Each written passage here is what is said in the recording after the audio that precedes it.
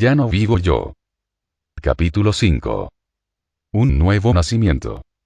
Ángela. 18 de mayo de 1993. Me alejé de la clínica dando saltitos mientras caminaba. Me sentí bien después de ver a Christopher y hablar con él.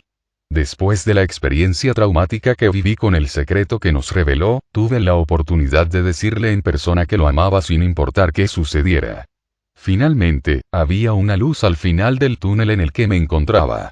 Mientras me encontraba en la acera esperando que cambiara la señal para cruzar la calle, me deshice del plan de ponerle fin a mi vida. Pero aún no me sentía preparada para llegar a la casa y encontrarme con León. Por primera vez en mucho tiempo posible sentí paz. Sin embargo, necesitaba tiempo para estar sola. Quizá por un periodo extenso para decidir cuál sería el siguiente paso. Me instalé en un motel cercano y fui hasta mi habitación, pero recordé que no tenía productos de aseo personal. Uno no empaca cuando tiene en mente terminar con su vida. Así que me dirigí hacia una farmacia y caminé por los pasillos. Puse en mi canasta un cepillo de dientes, pasta dental y jabón de baño. Recordaba una y otra vez la conversación que tuve con Christopher. Como sea, ese fue su comentario final. Unos días antes, por la ligereza de esas palabras me hubiese enojado y me hubiese hecho caer en un mar de autocompasión. Pero ahora me sentía bien, quizá hasta bastante bien. Comencé a darme cuenta de que su mala actitud ya no me controlaba como antes. Una vez más reflexioné en el mensaje que leí en el librito que me dio el padre Foley. Anhelaba conocer más sobre ese Dios que me amaba incondicionalmente. Había estado tan sedienta y tan seca por tanto tiempo. Simplemente quería pertenecer a alguien. Quizá a Dios. Quería aprender más acerca de él, pero no sabía por dónde comenzar. Cuando regresé al motel, busqué el librito y lo volteé. Había un número de teléfono en la parte posterior. Me senté al borde de la cama justo al lado del teléfono, entonces levanté el auricular y marqué el número. No estaba segura de lo que diría si alguien contestaba, pero puse el auricular en mi oído y respiré hondo. El hombre que contestó se escuchaba cálido y amigable. Le hablé acerca de lo que había vivido los últimos 2 días y medio, entonces comencé a llorar mientras recordaba los eventos que aún me causaban dolor. Aunque fue difícil, sentí alivio. La oportunidad de exteriorizar lo que sentía, disminuyó el dolor.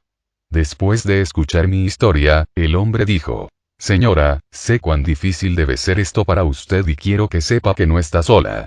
Sin embargo, es sumamente necesario que usted entienda que no puede cambiar a su hijo».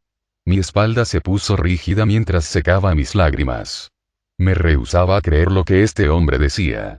Buscaré la forma de cambiar a mi hijo y lograr que todo vuelva a la normalidad. Señor, yo. Esto es lo que más les cuesta aceptar a los padres. Pero permítame darle el número de teléfono de una mujer en Louisville que tiene experiencia en este tipo de casos y le puede ayudar. Tomé un papel y un lápiz y apunté el número de teléfono. Luego le agradecí su tiempo al hombre y terminé la llamada. Una vez más respiré hondo y marqué el número de teléfono que me habían dado, con la esperanza de que esta mujer me diera las respuestas que necesitaba. Una mujer contestó la llamada y su dulce voz me invitó a abrir mi corazón. Su nombre era Devin Clay y brevemente le expliqué la situación. No tardó en invitarme a su casa. Salí del Travelodge, un motel, y me dirigí hacia la estación del autobús. Después de 2 o 3 cambios de autobús y una larga caminata, me paré frente a la puerta principal de su casa. El temor se apoderó de mi corazón. Estaba dispuesta a tomar este próximo paso. Hice una pausa antes de presionar el timbre de la puerta. Una mariposa pasó agitando sus alas y se posó en las flores a un lado de las escaleras principales y luego sobre las flores del otro lado. Finalmente, presioné el timbre y me preguntaba qué pasaría después. Se escucharon unos pasos dentro de la casa. La perilla de la puerta se movió, la puerta se abrió y me encontré con un par de ojos azul brillante. Una mujer alta y hermosa me estrechó entre sus brazos para recibirme. Ángela. Su voz era suave y cálida. Bienvenida. Estoy muy feliz de que llamaras y que finalmente lograras estar aquí. Ni siquiera crucé la puerta y ya había comenzado a llorar. Hacía mucho tiempo que no me recibían con tanto cariño. Ni siquiera conocía a esta mujer, aún así me recibió con un abrazo y una dulce bienvenida. Entra, me dijo Dee. Su voz era reconfortante y dulce, como la voz de una madre. Su casa estaba impecable y tenía una fragancia a lilas. Se podía escuchar una música tenue. La sala estaba decorada con colores cálidos que te hacían sentir en casa, hasta para un desconocido. Tan solo el entrar en esta casa, me hizo sentir amada. Ven, toma asiento. Dee se sentó en su sofá. Háblame de ti. No salió ninguna palabra. Simplemente estallé en llanto. Los eventos de los días pasados habían llegado a su punto más crítico y no podía aguantar más. Su preocupación sutil y genuina me tomó por sorpresa y mis emociones estallaron como una represa rota. Dee puso su brazo alrededor de mí y me dio unas palmadas en el hombro. Está bien, me dijo. Está bien llorar. Me dio una caja de pañuelos desechables mientras yo intentaba recuperar la compostura. Dee esperó en silencio hasta que finalmente pude hablar, aunque los sollozos interrumpían mis palabras. Le conté toda la historia. Cómo mi matrimonio se deshacía y mis hijos estaban en rebeldía. Le dije cómo había fallado, cuánto temía perder todo lo que obtuve con tanto esfuerzo y cuánto me odiaba. Le dije que mi hijo era gay y que había considerado suicidarme ese mismo día. Dee me escuchó. Entonces le conté el alivio que experimenté al leer el librito que me entregó el padre Foley, pero que no entendía en su totalidad lo que allí decía. Los ojos de Dee brillaban mientras me escuchaba, y nunca dejó de mirarme. Parecía que mis cargas eran también las suyas. Aunque era una desconocida, me trató como a una hermana. Me sugirió que comenzara a leer la Biblia. Cuando le dije que no tenía una, me llevó a Wellspring, una librería cristiana cercana, y conseguimos una. Se ofreció a encontrarse conmigo varias veces por semana, como si fuera una mentora. Lo llamó discipulado. Ella prometió caminar a mi lado durante este nuevo proceso. No sabía hasta dónde me llevaría todo esto, pero por lo menos sabía que no me encontraba sola. Unos días después de haber conocido a Dee, me mudé del motel al Kentucky Towers, un apartamento completamente amueblado que pagaba semanalmente. Sabía que tenía que quedarme en Louisville por un poco más de tiempo. Algo estaba sucediendo dentro de mí y no quería detenerlo al regresar a mi antigua vida en Chicago. No le había dicho a León dónde estaba. Él no intentó rastrearme, así que estaba segura de que no le importaba dónde estaba. Sentía que León era como vinagre para mi corazón. Tan solo el hecho de pensar en él me causaba dolor y amargura. Hacía que mi corazón se hundiera. Establecí una rutina en el apartamento y comencé a leer algunos libros que Dee me dio. Tenía la oportunidad de sentarme y leer por horas. Nunca antes había tenido la oportunidad de leer por más de una hora porque me quedaba dormida inmediatamente. De hecho, durante mis años universitarios les pedí a los novios que tuve que me leyeran lo que me asignaban e hicieran las tareas por mí. Pero ahora estaba muy interesada en aprender más de Dios. A la vez que leía la Biblia aprendía más acerca de mí. De manera interesante, mientras más me enfocaba en conocer a Dios menos ansiedad sentía por hacer que Christopher cambiara. Me di cuenta que había tanto por hacer en mi vida que tenía poco tiempo para preocuparme por cambiar a mi hijo. Me sorprendía el hecho de tener una segunda oportunidad. Los pensamientos y los sentimientos que tuve por 50 años estaban siendo anulados y reemplazados. Me comuniqué con Christopher esa primera semana para dejarle saber dónde estaría y para mantenerme en contacto.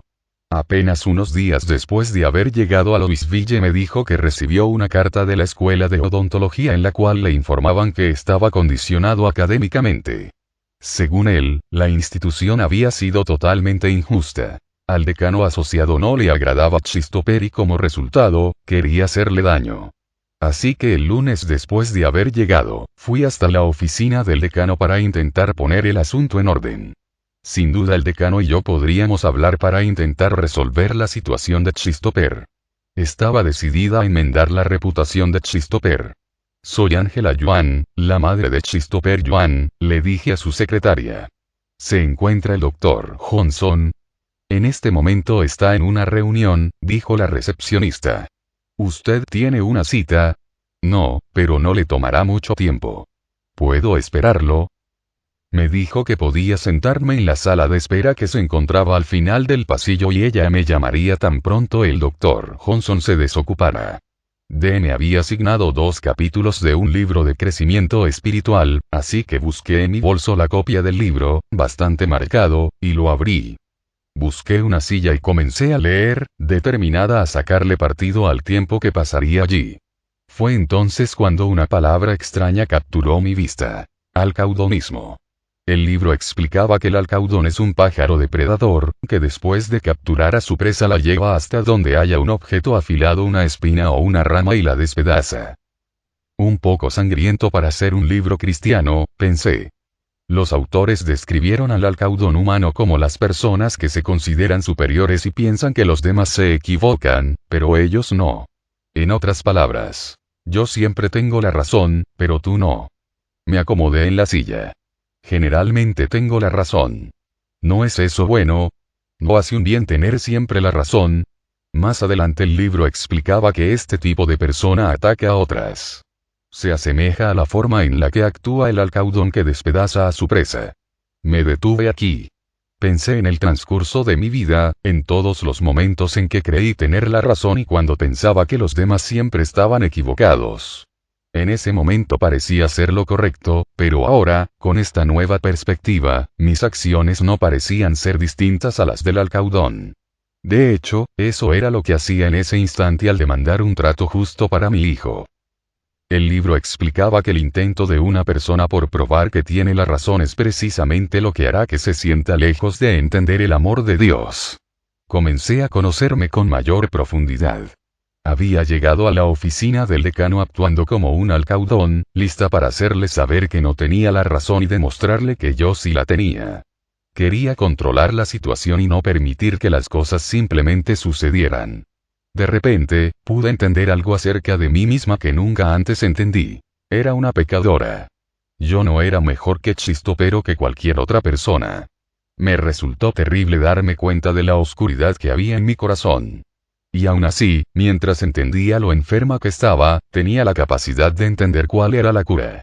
Todo lo que leí por los pasados días comenzaba a tener sentido para mí.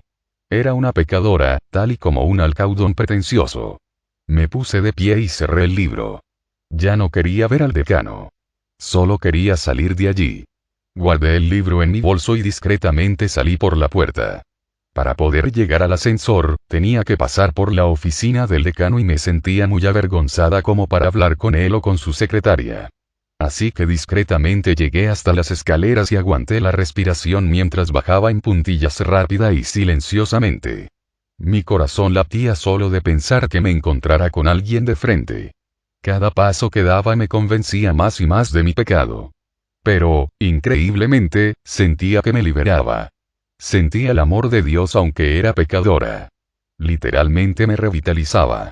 Cuando abrí la puerta de salida, pude respirar profundamente. Todo era hermoso, el día estaba brillante y pude recuperar el paso mientras caminaba, casi saltaba por la acera. Me alegraba pensar que estaba lejos de ser perfecta. No tenía todas las respuestas y nunca llegaría a tenerlas. Pero no importaba, porque no tenía que ser perfecta.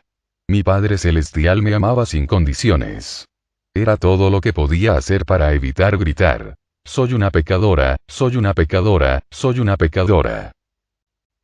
Si desea escuchar el libro completo en lista de reproducción del canal encontrará todos los capítulos del libro.